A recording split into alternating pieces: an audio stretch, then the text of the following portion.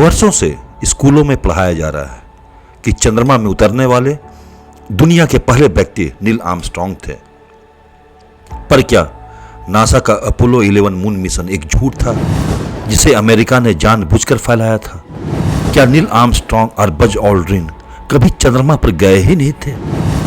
आज क्यों रूस अपोलो 11 मिशन की सच्चाई की जांच करने हेतु चंद्रमा पर मिशन भेजने की बात कर रहा है?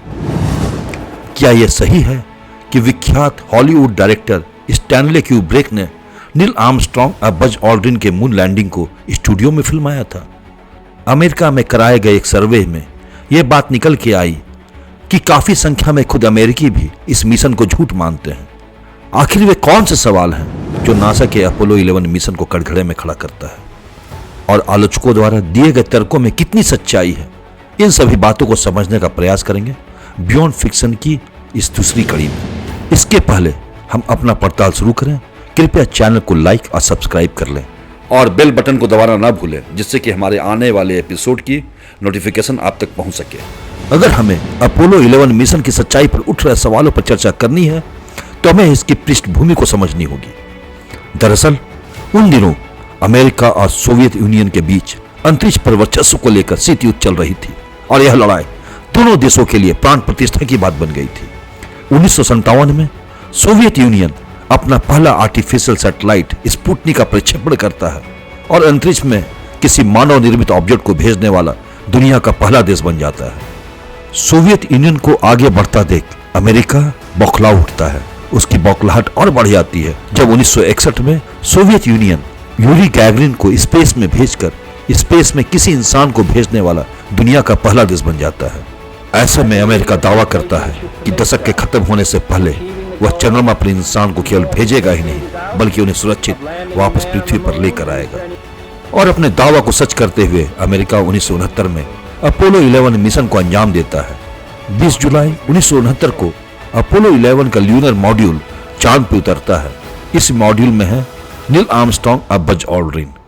ल्यूनर मॉड्यूल से बाहर चंद्रमा पर पहला कदम नील आर्मस्ट्रांग रखते हैं और चांद की जमीन पर उतरने वाले दुनिया के पहले इंसान बन जाते हैं। यह पूरे विश्व के लिए एक ऐतिहासिक पल था जहां एक तरफ अपोलो 11 मिशन की सफलता पर पूरी दुनिया जश्न मना रही थी, वहीं दूसरी तरफ अपोलो 11 मिशन को झूठा साबित करने हेतु आलोचकों के द्वारा तरह तरह के तर्क दिए गए। कुछ एक्सपर्ट इसे सोवियत यूनियन को नीचा दिखाने हेतु अमेरिका द्वारा फैलाया गया एक झूठ मान रहे थे। आलोचकों के द्वारा दिए गए तर्कों को हवा दिया एक बुक ने। उस बुक का नाम था we never went to the moon, America's 30 billion swindle. इस बुक के ऑथर थे बिल कैसिंग जो नासा में काम कर चुके थे। यही वजह है कि अमेरिका का अपोलो 11 मिशन दुनिया की चंद कॉन्स्पिरेसी थ्योरीज में सबसे ऊपर आता है।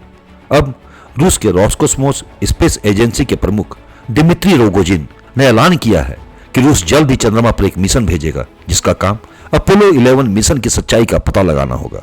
आलोचकों का सबसे बड़ा आरोप अमेरिकी झंडे से जुड़ा है जिसे अमेरिका की सतह पर नील आर्मस्ट्रांग और बज ऑल्ड्रिन ने फहराया था।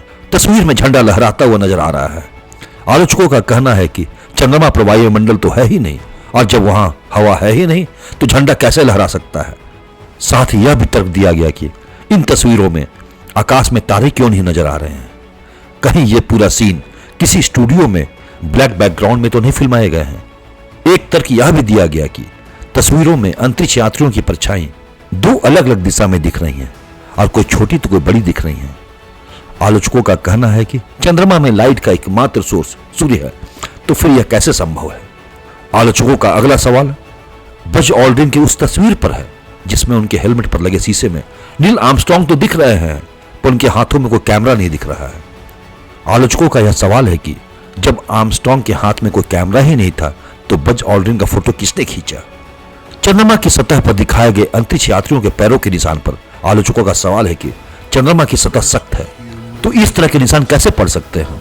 आलोचकों का एक तर्क यह भी है पृथ्वी के चारों ओर रेडिएशन की एक बेल्ट है जिसे वेन एलन कहा जाता है और अगर कोई इस हिस्से को पार करने की कोशिश करेगा तो उसकी जान जा सकती है। तो फिर नासा अपने अंतरिक्ष यात्रियों को वापस सुरक्षित कैसे लाया। हालांकि नासा ने इन सभी आरोपों को सिरे से खारिज किया है और इस मिशन की सच्चाई को लेकर कई तथ्य आज सबूत दुनिया के सामने रखे हैं, परंतु आज भी आलोचक अपोलो 11 मिशन को अमेरिका का झूठ मानते हैं। आइए अब जानने का प्रयास करते हैं कि आलोचकों के द्वारा दिए गए तर्कों में कितना दम है।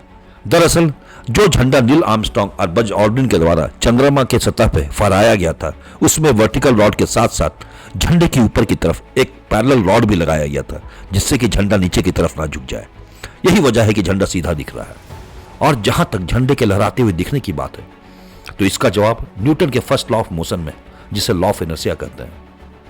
लॉ ऑफ इनर्शिया के अनुसार प्रत्येक वस्तु अपने विराम अवस्था अथवा गतिशील अवस्था में तब तक रहती है जब तक उस पर कोई बाहर से फोर्स न लगाया जाए। झंडा को गाड़ते वक्त अंतरिक्ष यात्रियों द्वारा उस पर फोर्स या बल लगाया गया होगा, जिससे झंडा में मोशन आया और झंडा लहराने लगा। और चूंकि चंद्रमा में हवा नहीं है, अतः कोई वायु फ्रिक्शन भी नहीं है। ऐसे में झंडा के मोशन को कौन रोकता? झंडा में मोशन कुछ देर तक बना रहा और फिर चंद्रमा के ग्रेविटेशनल फोर्स की वजह से एक वक्त के बाद झंडा विराम अवस्था में आ गया। चूंकि चंद्रमा का ग्रेविटेशनल फोर्स बहुत कमजोर है, अतः उसे झंडा के मोशन को रोकने में थोड़ा वक्त लगा। आलोचकों का एक तर्क था कि तस्वीर में परछाई अलग अलग दिशा में आज छोटी बड़ी क्यों दिख रही हैं। तो इसका एक कारण यह हो सकता है कि चंद्रमा की सतह ऊबड़ खाबड़ है, इसलिए वहां परछाई अलग अलग साइज और अलग अलग दिशा में बनती दिख रही हैं। आलोचकों का यह सवाल कि ऑल्ड्रिन के हेलमेट में बन रही इमेज में आर्मस्ट्रांग के हाथ में कैमरा नहीं दिख रहा है, तो ऑल्ड्रिन का पिक्चर किसने लिया था और तस्वीरों में आकाश में तारे क्यों नहीं दिख रहे हैं? तो नासा यह बता चुका है कि ऑल्ड्रिन का पिक्चर आर्मस्ट्रांग ने ही लिया था और कैमरा आर्मस्ट्रांग के स्पेस सूट में चेस्ट के पास माउंटेड था। और चूंकि पिक्चर खींचते वक्त फास्ट एक्सपोजर सेटिंग का इस्तेमाल किया गया था, जिसमें कैमरा बैकग्राउंड से आने वाली लाइट पर फोकस नहीं करता है, इसी वजह से तस्वीरों में तारे नजर नहीं आ रहे हैं। आलोचकों का अगला तर्क कि चंद्रमा की सतह सख्त है, तो उस पर अंतरिक्ष यात्रियों के जूते के निशान कैसे बन गए। एरिजोना स्टेट यूनिवर्सिटी के प्रोफेसर मार्क रॉबिन्सन वैज्ञानिक स्पष्टीकरण देते हुए बताते हैं, चंद्रमा मिट्टी की चट्टानों और धूल की एक परत से ढका हुआ है, जिसे रेजोलिथ का नाम दिया गया है। यह सतह कदम रखने पर आसानी से संकुचित हो जाती है, और चूंकि मिट्टी के कण भी इस परत में मिश्रित होते हैं, इसलिए पैर के हट जाने के बाद भी पैरों के निशान बने रहते हैं। पृथ्वी के रेडिएशन बेल्ट को अंतरिक्ष यात्रियों ने कैसे पार किया, तो इस बात पर नासा का कहना है कि अपोलो 11 ने वैन लैंड में, यानी कि पृथ्वी के रेडिएशन वाले क्षेत्र में 2 घंटे से कम का समय बिताया था, और उन स्थानों पर जहां यह प्रकाश पहुंचता है, वहां अपोलो 11 ने केवल 5 मिनट का समय ही गुजारा था। इसका मतलब है कि अंतरिक्ष यात्रियों को उस जगह पर इतना समय गुजारना ही नहीं था कि उनको खतरा हो। और यह गौर करने वाली बात है कि अगर अपोलो मिशन झूठ होता, तो उस वक्त सोवियत यूनियन इसे कभी नहीं मानता और इसका विरोध करता। परंतु उस वक्त सोवियत यूनियन ने भी नासा की सफलता को माना था। क्या अब भी आपको अमेरिका का अपोलो 11 मिशन फेक लगता है?